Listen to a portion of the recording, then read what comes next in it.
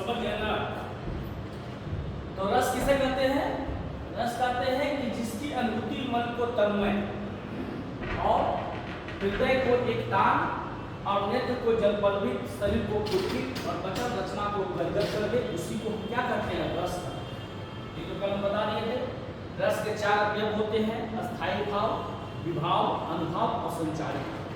संचारित भाव का मतलब होता है कि पानी की बुलबुले के समान भाव। तो यह चीज आपको पता होना चाहिए। देखो क्वेश्चन आता है कि राम देखे सिया और सिया राम को अखिया लगी की लगी है, ये कौन सा रस है?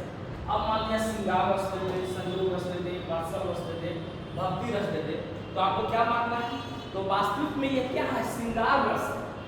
जहाँ नायक नायिका का सौंदर्यीकरण का वर्णन हो, मिलन का वर्णन हो, विग्रह का वर्णन हो, उसे हम श्रृंगार रस कहते हैं। लेकिन अगर ऑप्शन में दोनों है, मान लिया संयोग रस है, ये श्रृंगार रस न होकर ये संयोग रस हो जाता है, क्योंकि यहाँ पर ये संयोग है कि राम देखे सिया और सिया राम को अखिया की लड़ी है।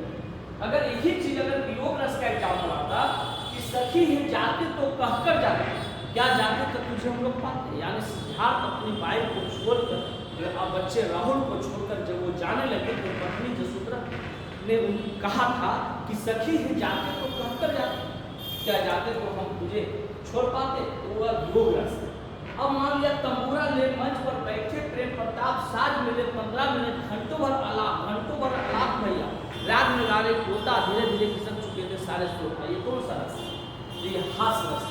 तो श्रृंगार रस कितने हैं? 9 है, अब 11 हुए हैं। बहुत सारे श्रृंगार रस है, आप पढ़े होंगे, अच्छा लगा होगा। और